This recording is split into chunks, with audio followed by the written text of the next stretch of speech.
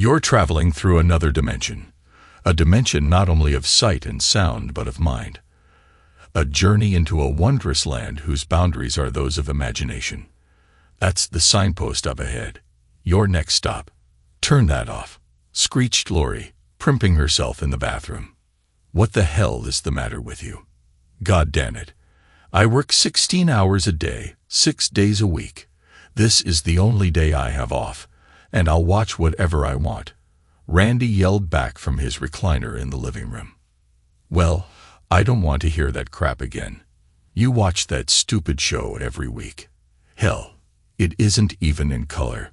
Lori walked into the living room, dressed to impress in a short skirt and a top that bared her midriff. It was clear she had made an effort, wearing a thong and high heels. Wow, you look great. Where are we going tonight? Randy asked. We aren't going anywhere. I'm going on a girls' night out.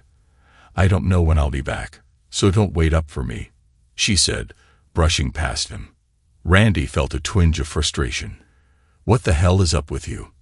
I hardly get to see you during the week, and the one day I'm home, you decide to go out. I deserve a day off too, you know, she replied. You think it's easy keeping this place clean while you work? Yeah, I work a bit too. Maybe not 16 hours a day like you, but it's not easy for me either. And besides, you've been sick, remember? I know, Lori said. But it must take a lot of effort to paint those toenails like that. That's right, she huffed. So I'm going out with the girls, and I'll be home whenever I want. Just remember one thing, Lori, Randy said, stopping her before she walked out. If I ever find out you're cheating on me, you won't have a home to come back to. Whatever, she said, slamming the door behind her. Randy locked the door, set the deadbolt, put the chain on, and secured the door bolt he had just installed. She'd have a hard time getting back in, assuming she came back at all. He did the same to the back door and made sure all the windows were secured. Grabbing another Coke, he plopped back into his recliner to finish watching a marathon of his favorite show. Screw that lying, cheating, he muttered to himself. He glanced at his watch. 2 hours to go, and he'd finally be free of the mess for good. At least that's what he hoped. He looked at the ring on his right index finger with the big blue stone and wished for the best. It hadn't always been like this. Randy met Lori while attending college 12 years ago. After completing his Army service, he decided to use his benefits to get a degree in engineering. He met Lori in line at the student union, and they bonded over their mutual tastes in music and movies. They dated, fell in love, and married 2 years after graduating. The first few years were wonderful. They enjoyed a passionate relationship. Randy got a job as a civil engineer at EMX Manufacturing right out of college. Though it was more of a glorified mechanic's position, he was happy to be working, especially with the decent pay and good benefits. Lori struggled to find a position in her field and ended up working part-time for a local accounting firm. As time went on, however, things began to change. They had discussed having children after 5 or 6 years, but Lori suddenly changed her mind. She became more demanding, and Randy, thinking happy wife, happy life, gave in to her demands more often than not. After a while, Lori began micromanaging everything Randy did, telling him how to mow the yard, what television programs to watch, and even how to hold the tools he had used since he was a teenager. Their intimacy began to fade as well. What had been a daily occurrence turned into maybe once or twice a week, then a few times a month. Lori started going out with the girls on Friday nights. At first, Randy didn't mind since he sometimes went bowling or hunting with the guys. Initially, she would leave right after work and return around 7 or 8 that night, always in a good mood. However, as time went on, Lori began coming home later and later, sometimes not returning until the next day. This naturally angered Randy, and the two would spend the weekends fighting. He also noticed that she had started wearing more revealing clothing on those nights. Her skirts, once fashionably short but modest, had become much shorter, and she often wore shorts that left little to the imagination. If that wasn't troubling enough, Randy occasionally thought he detected signs that Lori had been with someone else. On those nights, she would immediately go into the shower and refuse to let him touch her. Changes at the factory added to his stress as well. The economy wasn't doing well, and several maintenance staff were laid off. Randy, being the local master of all trades, was told he would have to work 16 hours a day, 6 days a week, just to keep the plant running. He suggested hiring temporary help, but the plant manager, a burly man who treated employees poorly, shot that idea down. Lori didn't seem to care that Randy was gone so much, and he felt somewhat relieved to be away from her. The overtime was good, even though taxes took a big chunk of his earnings. Nevertheless, he managed to set aside a decent amount just in case. By now, Lori had taken to disparaging him publicly to their friends, claiming he was just a mechanic at a small factory while openly flirting with other men. Her treatment of him grew worse, leading Randy to believe that she might be cheating on him. He considered how he might catch her in the act, but unfortunately, hiring a private investigator or purchasing spy gear was too expensive. One day, while in a stall at work, he overheard a couple of employees discussing a woman who sounded just like Lori. "Did you see the legs on that girl going up to Akers?" One man asked. "Yeah. Do you think she's Akers' new?" The other replied. "Hell yeah.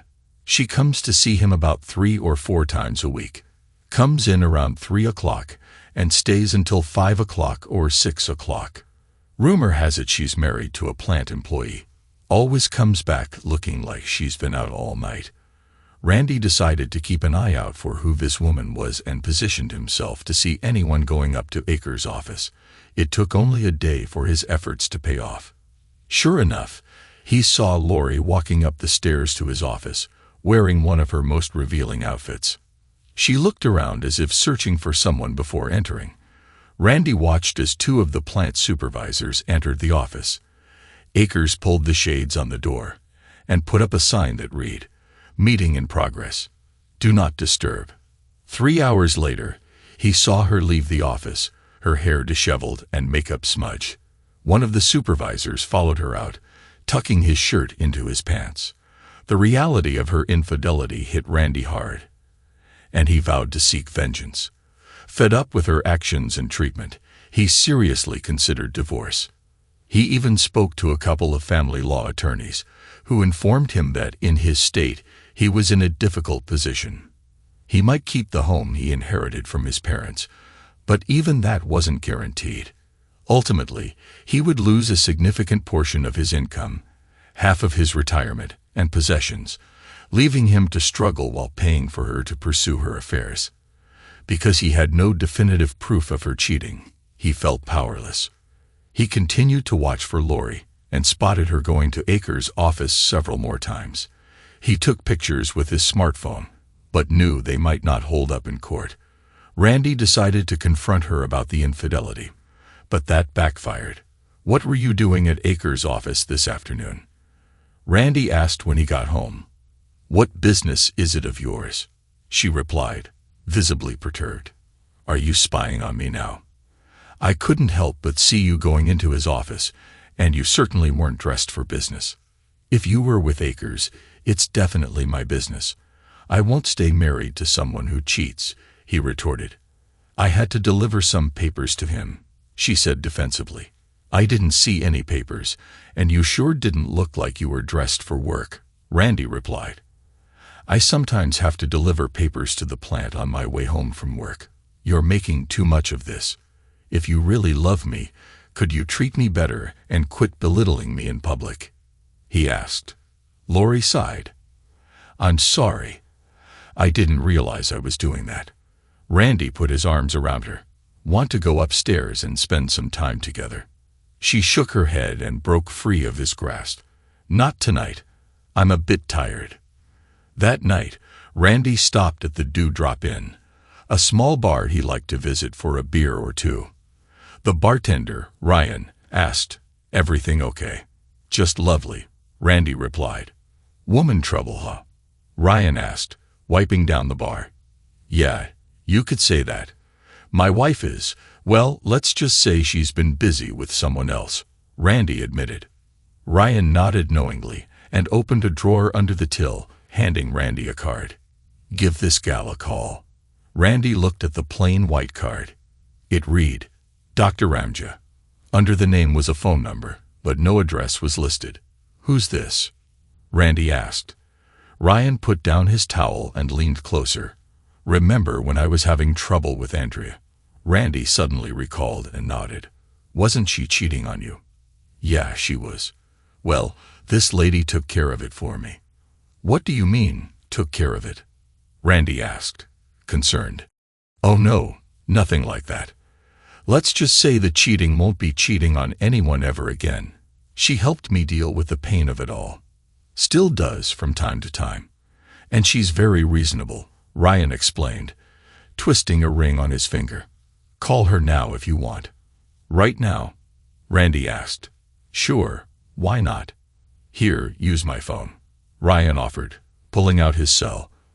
Randy had left his in his truck to avoid calls from Lori. He dialed the number, and a woman answered on the first ring. Dr. Ramja. Yes, this is Randy. Pig, she said, finishing his sentence. I've been expecting your call. Come to my office tomorrow morning at 9 o'clock sharp. Don't be late. Randy was taken aback by her directness. Where's your office? The address is on the card, she replied. Randy checked, and indeed, the address was there beneath the number. How did that happen? Are you really a doctor? He asked. Of course. I have a PhD in multiple disciplines, and I also have the cure for what currently ails you. Be there at 9 a.m. sharp and bring your phone and your laptop, she instructed before hanging up. Randy was shocked. How did she know who I was? Did you talk to her? Maybe arrange this? He asked Ryan. No, I haven't spoken to her since she helped me with Andrea. Trust me, she's your best shot at dealing with Lori. Randy thanked Ryan, took the card, and headed home. Lori was her usual self, lighting into him as soon as he walked in the door. Where the hell were you? She demanded. Why didn't you answer my calls? Ignoring her, he went to their bedroom, wondering if she had entertained her lovers in their bed. The thought sickened him. He changed clothes and returned downstairs. What was that at the plant? Lori pressed. Good question. What were you doing there? Please don't tell me you had to pick up papers for your accounting firm. We have an entire department for that. And since when does your company require you to dress like you're competing in a wet t-shirt contest? He shot back. I may have been born at night, but it wasn't last night. How I dress is none of your business, she retorted. 6 days a week, to support someone ungrateful like you, takes its toll, he replied. He went to bed, thinking about the strange call with Dr. Ramja. What kind of name was that? How did she know so much about him? That night, he got far less than his usual 5 hours of sleep and practically had to drag himself out of bed the next day. You look like... Lori started. I'm not surprised. I think I'll go see a doctor today. He picked up his phone and called the plant to inform them he would be gone for an appointment and didn't know how long it would last. Mr. Akers won't be happy, said the bubbly female voice on the other end. Randy recognized it as Angela, a fairly new hire in HR. Yeah, well, if he starts anything, remind him I have over 200 hours of sick time, Randy replied. Angela laughed. You got it, big guy, she said. Lori, you didn't tell me last night you had an appointment. What's wrong? Well, I didn't think you'd care anyway, considering how you've been treating me lately. I just have something that's been making me feel unwell all the time. Thought maybe I could get an antibiotic or something. Randy didn't like lying, but at this point, he really didn't care. Lori played the role of a caring wife, making Randy even more uneasy. Is there anything I can do, baby? She asked. Yeah, Randy thought. Quit messing around and start treating me right. Fat chance of that happening, though. Nah, it doesn't help that I'm working hard, 16 hours a day, to keep a roof over our heads. And it sure doesn't help to see you marching up to Akers' office, dressed like you're on spring break. I have things to do as well. I do have a job, you know, she said. But it doesn't take 3 hours to hand him some papers, does it? Papers I never see you carrying. Come on, Lori. I'm not stupid. Guys are talking. I hear them all the time. What's going on? He asked. It's not what you think. Then tell me what it is, he insisted. She looked at the floor. I can't say anything, she said quietly. Well, understand this. I absolutely will not tolerate a cheating wife. You got that? If I ever find out you've been unfaithful to me or anyone else, you're out. Oh, you heard me right. There will be no mercy, no forgiveness. We're done, and whoever is involved will also face consequences. Understand? Randy, please, she began. Shut it. I have to go. My appointment is at 9, and I can't be late. He grabbed his coffee and headed out the door. I love you, Randy, Lori said as he opened the door. He stopped and looked back at her. Yeah, right. Whatever, he replied before leaving. What was that all about? She wondered. Does he know? What will he do? Lori began to get nervous and called Akers. Hey, sweet cheeks, I hear the wimpy guy has a little boo-boo and is going to see the doctor today. Are we on for this afternoon as usual? I have 5 of my supervisors who can't wait to see you. 5 guys, Lori thought. 6 counting Akers. Wow. The thought made her feel a rush of excitement. Yeah. Okay, listen, Ron. I think we may have to cool things down a bit. I think Randy knows what's going on. And he gave me an ultimatum this morning, she said. Don't worry about him. He's too clueless to figure it out. What's he going to do? Run to mommy and pout. Just have that lovely self in my office at 3 like normal, he said. Okay, Lori said quietly. I'll be there. Good, and no undergarments this time. Meanwhile, Randy was making his way to see Dr. Ramja. He found the building listed on the card. It looked like it hadn't been occupied for some time, and weeds were growing up the old brick walls. He drove around back and saw a parking lot with weeds pushing through the cracks in the old pavement. He pulled in and went inside with the bag holding his laptop and tablet, carefully making his way up the creaky old staircase, almost expecting trouble at any moment. He found the door to her suite simply marked Ram Nua and went inside. His first reaction was disbelief. A rather attractive young woman with long wavy blonde hair sat behind a computer hooked up to 3 monitors. The room was filled with old books and files, reminiscent of something out of an old Gothic horror film. She looked up and motioned him inside. Randy, right on time. Good, I appreciate punctuality. Please, come in and have a seat. Randy went inside, closed the door, and sat down. Coffee or tea? She asked. Coffee is fine. Thank you, he replied. She poured a cup and handed it to him. Black, just the way you like it, she said, smiling. How in the world did she know that? He wondered. Please, call me Dr. A. I've been called lots of things over the years. Nemesis, Tyre, just to mention a couple. So Dr. A will work just fine. Who names their kid Nemesis or Tyre? Randy asked himself, but he kept his thoughts to himself as he knew she was there to help him. Okay, Dr. A, I just want to say thanks for seeing me on such short notice, he said. My pleasure, Randy. It's my job to help those who seek my assistance. You have a problem with your wife, Lori, right? And you believe she's unfaithful. Yeah. How do you know all that? He asked. It's my job to know, Randy, she said, holding a folder. Look around you. I have files covering every marriage on earth. Like this poor guy who thinks his wife is visiting her sister in Pachuca. Right now, she's in the middle of a situation in New York. The computer dinged quietly. Oops, the situation just took a turn. She's going to have a hard time explaining that, especially since her husband had a procedure 3 years ago. There's a divorce waiting to happen. So if you know this, why don't you just step in and stop it? Randy asked. Because, Randy, I have a very strict non-intervention policy. I don't get involved unless I'm asked, she explained. But maybe they don't have your number. I can be reached in other ways. I see you're not a very religious person. No, I haven't been to church since I was a kid. Too many hypocrites for my taste. She nodded. I can understand that.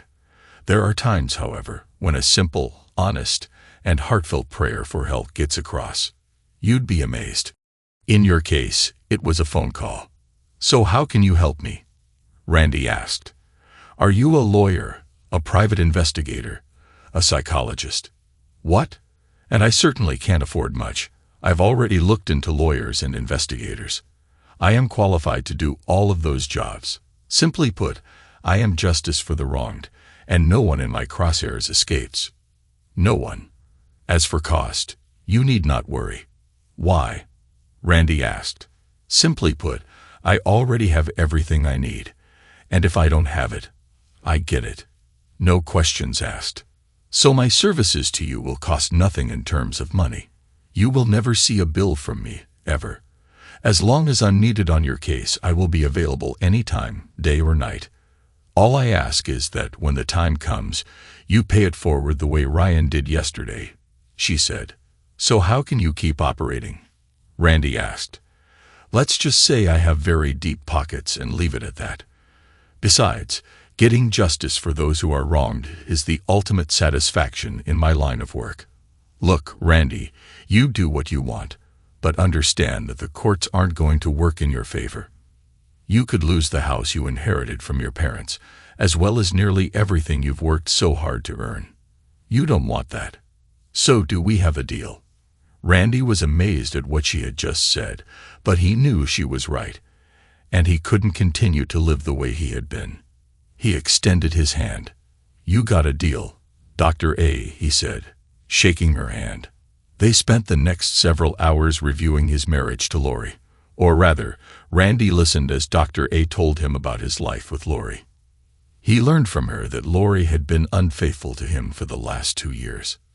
But the worst part began when Ron put him on 16-hour days, which was a setup to make Lori more available to Ron and his friends. Girls' Night Out was just a cover for Lori's questionable activities, often involving multiple partners at the same time. He also learned that Lori had quit her job at the accounting firm to spend more time with her lovers. 6 months ago, she got pregnant during an encounter with Ron and 3 supervisors. Although she had an abortion, complications from the procedure left her unable to have children. Randy remembered a time when Lori seemed extremely ill but refused his help. Overwhelmed by the betrayal, he broke down crying. He had loved her dearly, worked hard for her, and took care of her. This was how she repaid him. Dr. A paused, walked around, and gently took Randy in her arms to comfort him. The moment she touched him, he felt a strange sense of peace wash over him. She kissed him lightly on the cheek and wiped a tear from his face. It's going to be okay, Randy. I know this is hard, but we have to get through it. When we're done, I promise you'll feel much better. He looked at her and nodded. Who was this woman who could alleviate such deep pain with a simple touch? She sat back down and continued reviewing their marriage. So Lori meets with Mr. Akers and several of his supervisors at least 3 times a week. They all know she's your wife, by the way, and yes, they're having a good laugh at your expense. They're planning to meet today at the usual time. Oh, and Akers has instructed her not to wear certain undergarments for their afternoon meeting. What? Randy exclaimed. Remember, it's my job, Dr. A said, smiling. Randy vowed he would make them all pay, especially Akers. At this point, we need to gather evidence, since I'm sure you want some measure of revenge against the men involved with your wife, she asked. Don't you have everything in your files? Isn't that enough? It's enough for me, and my information is absolutely reliable. Unfortunately, it won't hold up in court. Give me your laptop, your smartphone, and your tablet. I'm going to install something, so you can keep a close eye on Lori. Randy watched as she quickly installed software on his devices. Soon, she had the laptop open to the desktop, and pointed to an icon for him to open. It prompted for a password, which Dr. A provided. When the application opened, a large window displayed a bird's-eye view of Lori in their bedroom. The audio and video quality was impressive. Lori appeared to be putting her clothes away. Dr. A showed Randy how to maneuver the camera for different angles, even allowing him to zoom in closely. She also demonstrated how to save the video files for later use. The program included a notification box that would alert him to significant events. Randy was amazed. "Where are the cameras?" he asked. "Surely she has to know she's being watched." Dr. A put a finger to her lips. "Trade secret," she said, winking. "And no, she has absolutely no idea she's being monitored. You'll be able to watch and hear everything she says and does, no matter where she is." She pointed to a smaller window below the main screen, clicked a button, and it began filling with a jumble of words. "What's this?" Randy asked. "Something the feds would love to have. It's a special app that tracks her thoughts. Right now, it's synchronizing with her brain patterns. Once it's done, you'll be able to keep track of everything she's thinking. All her plans and desires will be laid bare for you to see." Sure enough, the jumble began to form coherent sentences. "Oh my God, I'm going to be with 6 men today." I'd love to see the look on Randy's face. "I wish to God I never met him. He's so self-righteous. Why couldn't he be like Ron? Oh well, I'll only have to put up with it a little longer. Once Ron sets him up, he'll be well and truly out of the picture. After he's gone, I'll get his house and all that insurance money, and I'll be set for life." "Oh my God," Randy exclaimed. "They're planning to kill me." Dr. A clicked the save button. "Yes, it certainly appears that way," she said. "What do I do? I can't take this to the police. They'd never believe me," Randy said, on the verge of tears. Dr. A hugged him, and he instantly felt better. "Watch the video in the thought feed today. Stay away from her as much as you can tonight. You're off work tomorrow, so come see me at the same time in the morning, and we'll discuss your options, okay?" Randy nodded, wondering what she meant by options and how she managed the surveillance and brain scan. Who was this woman? He had questions but set them aside. After all, she was firmly in his corner, and whatever she did made him feel much better.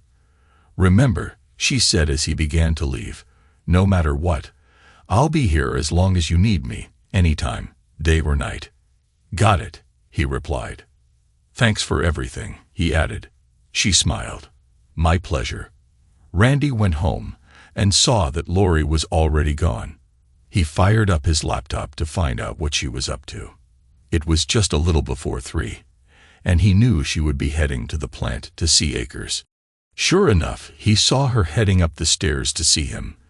The men in the plant got a good look at her very short skirt as she went up. Damn her, he thought. Damn them all. She paused for a moment to undo several buttons on her blouse before entering Akers' office. He was sitting at his desk with a cigar, and he stopped what he was doing long enough to look her over. "Dan, you look good," he said. "You're a bit early, but that's all right. The others will be here soon enough. Why don't you get comfortable on that couch over there?" Lori walked to the couch, her intentions clear. "Better than Colonel Sanders, huh?" she joked. "I'll take care of it for you next Thursday," he replied. "We have a piece of equipment on the north side that constantly breaks down. The only way to fix it is to crawl inside. But if it's not done right, it could backfire and cause serious harm." Lori responded, "You get a new piece of gear, and I get the house and his insurance." He nodded. "Yeah, and of course my cut of your insurance money. The owners will want to settle with you just to keep it out of court. You could still play the grieving widow and walk away with a few million. Minus my cut, of course." Randy knew the equipment they were discussing was dangerous and should have been replaced a decade ago, but upper management had refused due to cost. Now they would have to deal with much more serious issues. Randy saved that piece of video and continued watching. Maybe next Wednesday we can invite your husband into our little meeting for one last big send-off. I could tie him up and let him watch, Akers suggested. What do you think? He asked. Lori smiled wickedly. Oh wow. That would be so exciting. Randy wanted to punch his laptop. 5 other supervisors showed up, and Akers put a "Do Not Disturb" sign in place. Randy knew who all the other men were and made sure to capture good shots of their faces. They were all married and often bragged about their conquests. Soon, Randy thought, they would all likely be divorced. Well, Akers, you were right, one of them said. P's wife sure is a looker. Can't wait to have my turn. They'd all laughed. Over the next 3 hours, Randy watched as Lori interacted with each of them multiple times. Some used protection, which only fueled Randy's anger. After a while, he noticed a thought in the box below the video. Once Randy is out of the picture, I'll be living this way every day. Suddenly, a notification box lit up on the display. Randy moved his mouse over it.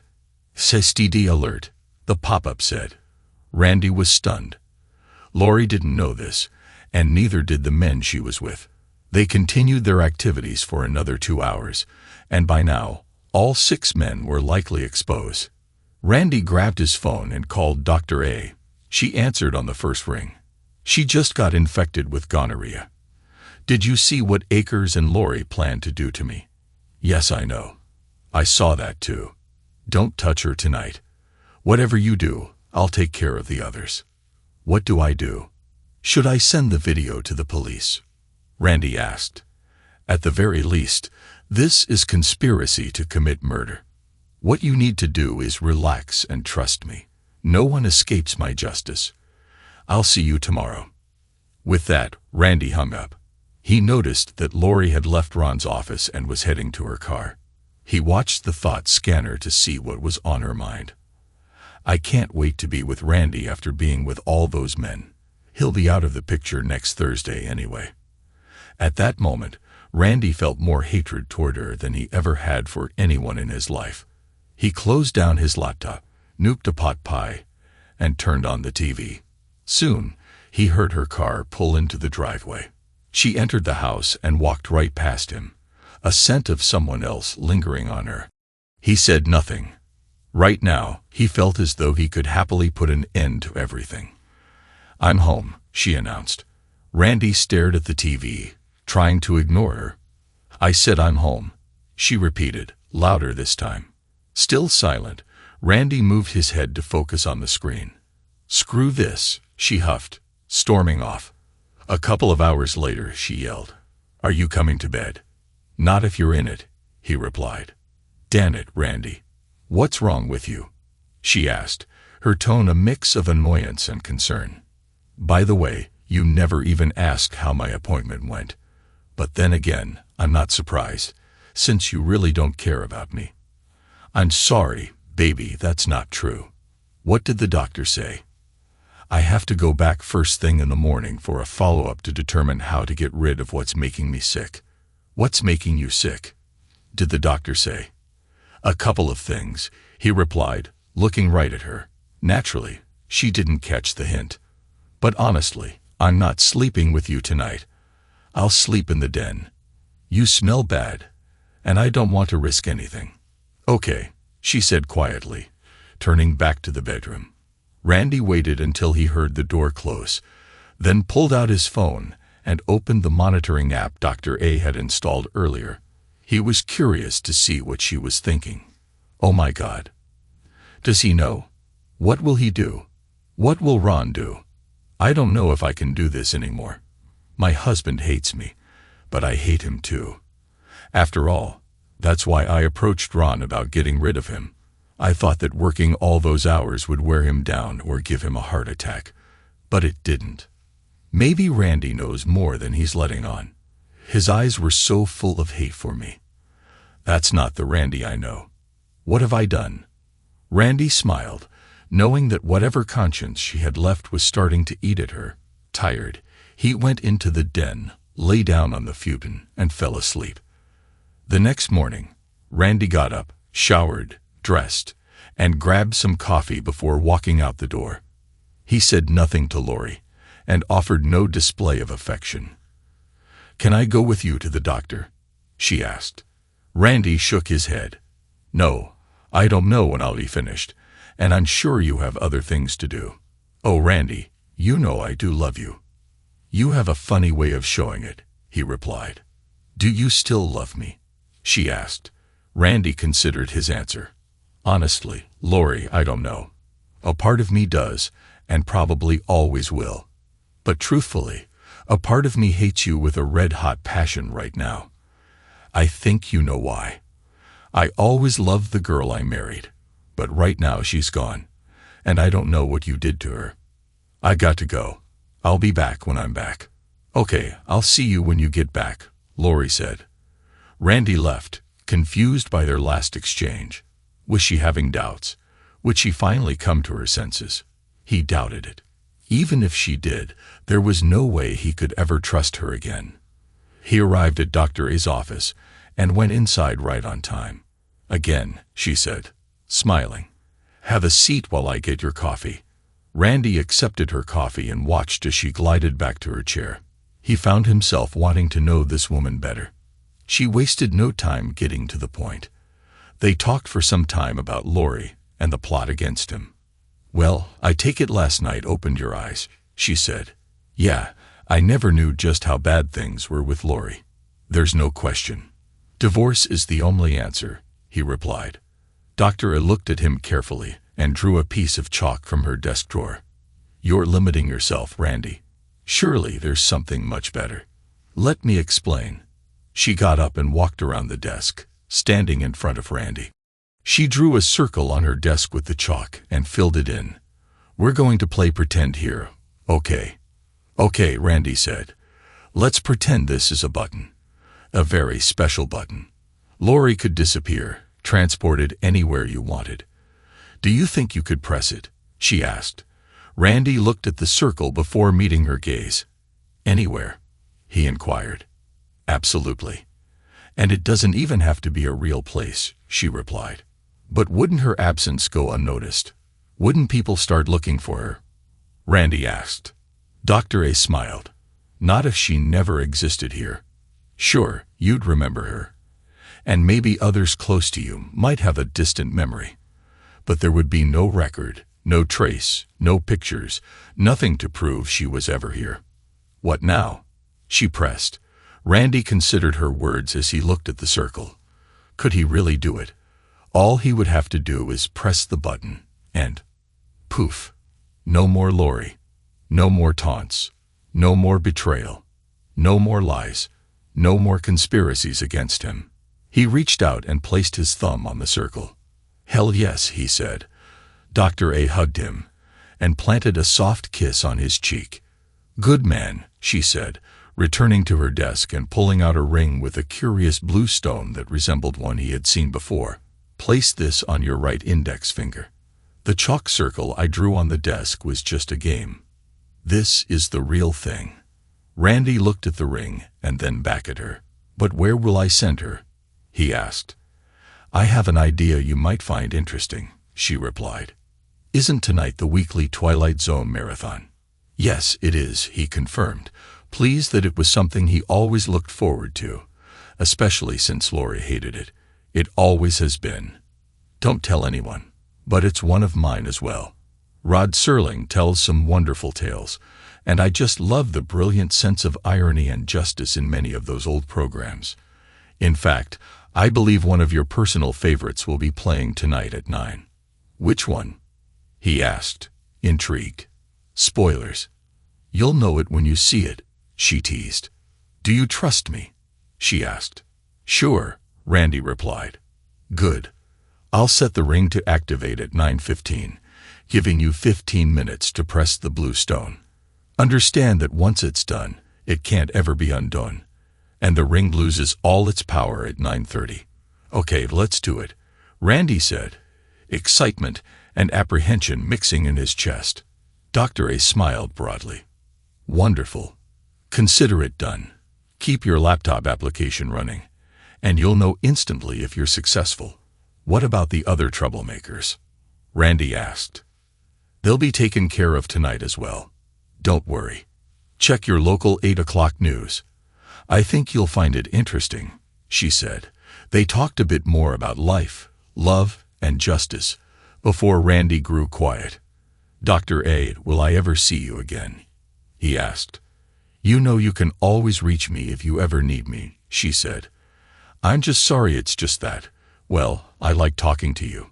I feel better, more alive, and more cared for than I have in such a long time," he admitted. "Falling for me, aren't you, Randy?" she asked. "It's okay and perfectly normal under the circumstances." "Maybe a little," he confessed. "It's been so long since I felt comfortable with a pretty woman." She came around the desk, sat on his lap, and put her arms around him. "Randy, you're a good man. Decent, honest, hardworking, and loving. I know many women who would love to be with you, and I'm certain one of them will before you even know it. Under other circumstances, I'd be honored to call you mine. But know this, Randy, I'll always be with you everywhere you go." She placed her hands on either side of his face and gave him a gentle kiss on the lips. He felt a rush of emotion, something he couldn't quite explain but understood in a way that felt profound.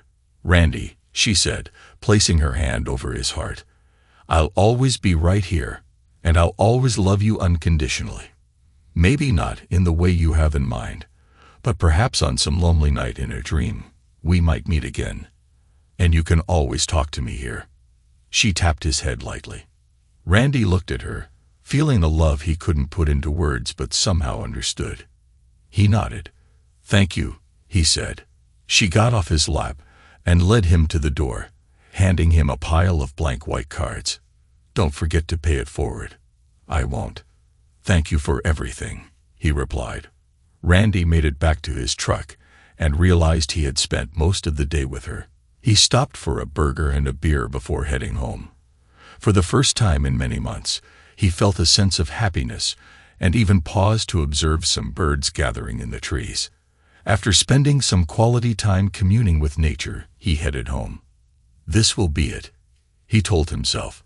He arrived just in time for the first Twilight Zone episode of the evening, grabbed a Coke instead of a beer, and settled in.